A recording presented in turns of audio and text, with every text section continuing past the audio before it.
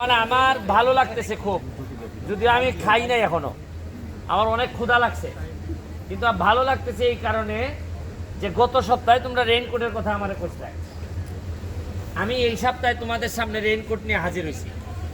আচ্ছা কতগুলো আনছি আমরা? 250। আর এখানে দিয়েছি 150 না 200 দিয়েছি কিসেতে? গিলানি। আমি বলছি যে একটাই কথা, আমার গাছ যেরকম চেহারা দেখলেই বোঝা যায় যত্ন হয়েছে কিনা, বোঝা যায়নি? আপনারা যে গাছ চা গাছ যত্ন হয় বলেই তো সুন্দর হয় নাকি?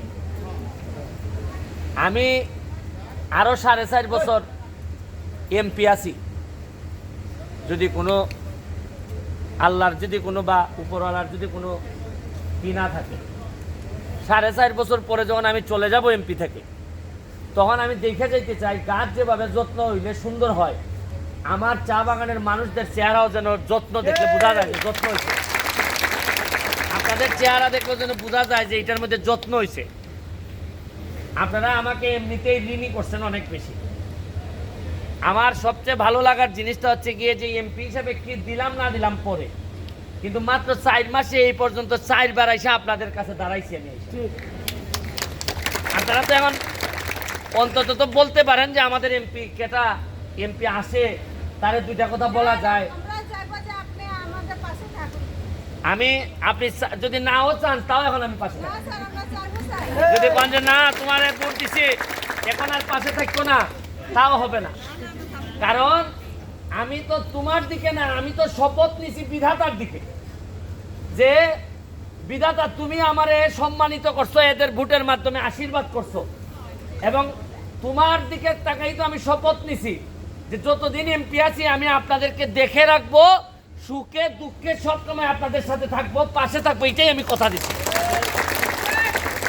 250 দিছি এইবার, এখন এর ভিতরে অনেকে পাবে না, কারণ 250 তো না, তো আরো বেশি তো শ্রমিক, বেশি মহিলারা। আমি কথা দিছি 24টা চা বাগান, 24টা চা বাগানের একজন মহিলা শ্রমিকও আমার এই রেইনকোটের বাইরে থাকবে না, পর্যায়ক্রমে সবাইকে দেওয়া হবে। এবং আরো কথা দিছি, তোমরা এখন অন্যান্য চা বাগানে আত্মীয় স্বজন আছে না? তোমরা ওই মৌলভীবাজার সিলেট আছে না, ফোন করে কই ভাই কি গো রেইনকোট পাইছস নি? আমরা তো পাইছি, দেখবাই না এরা জ্বলতে জ্বলতে মরবো। কই ভাই যে আমের চারা পাইছস নি? আমরা তো পাইছি। এরপরে দেখো না ওই এলাকার নেতারে কিভাবে দৌড়ানি তুলায়। হ্যাঁ কই ভাই আরো একটা আছে, এখন যদি মেয়ে বিয়া দাও একটু বুঝা দিবাই। কই ভাই যে আরে ব্যারিস্টার সুমন আমার এমপি, অত পাতলা করে দিতাম না, ভালো করে ছেলে নিয়ে আসো।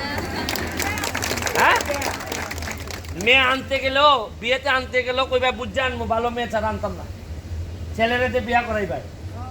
কারণ মনে রাখবাই আমি আছি, যার কেউ নাই তার আপাতত, যার মা নাই, যার বাপ নাই, মনে রাখবা ব্যারিস্টার সুমন আছে। ব্যারিস্টার সুমন মাল বানাইতে আসে নাই, তোমাদেরকে সুখী করতে আসে। আমি তোমাদের কাছে অনেক বেশি কৃতজ্ঞ। সারা জীবন তোমাদের জন্য গোলামি করলেও আমার কম হয়, আমি এত কৃতজ্ঞ।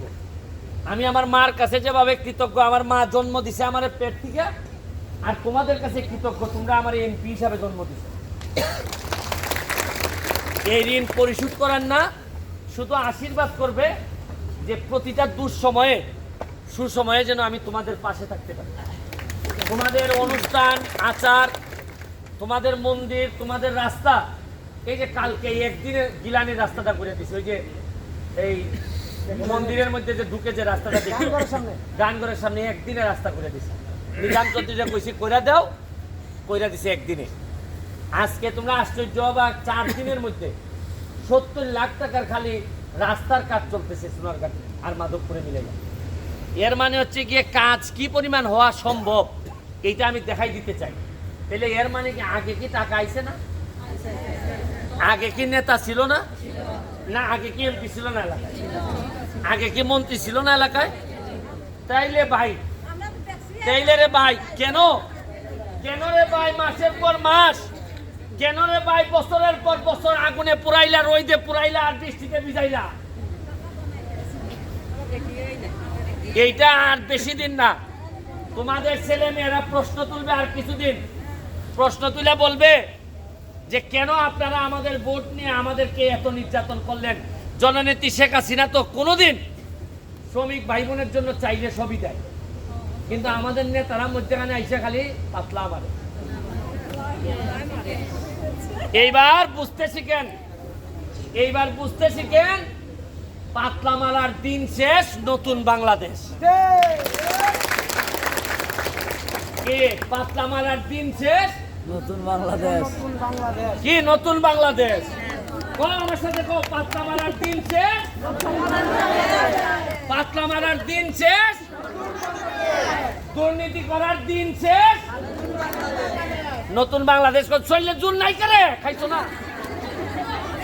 আবার বল, দুর্নীতি করার দিন শেষ, একসাথে হইতেইব। দুর্নীতি করার দিন শেষ, আরো জোর হইতেইব গো। দুর্নীতি করার দিন শেষ, পাতলা মারার দিন শেষ। এই তোমাদের সাউন্ড যত বেরোবে সারা বাংলাদেশ তত সচেতন হবে। তোমাদের যা লাগে, আমি এখন ভবিষ্যতে চিন্তা করতেছি বুটের ব্যবস্থা করব। বুট বুঝো? গামবুট বুঝো? এই যে কাদায় কাদায় যে যাও, ছোট এক ধরনের জুতা আছে যেগুলাতে পায়ের মধ্যে আর কাদা মাটি এগুলা বা কোনো কিছুতে পা কাটবে না, জীবাণু লাগবে না। এইটার জন্য আমি চেষ্টা করতেছি বুটের ব্যবস্থা করব।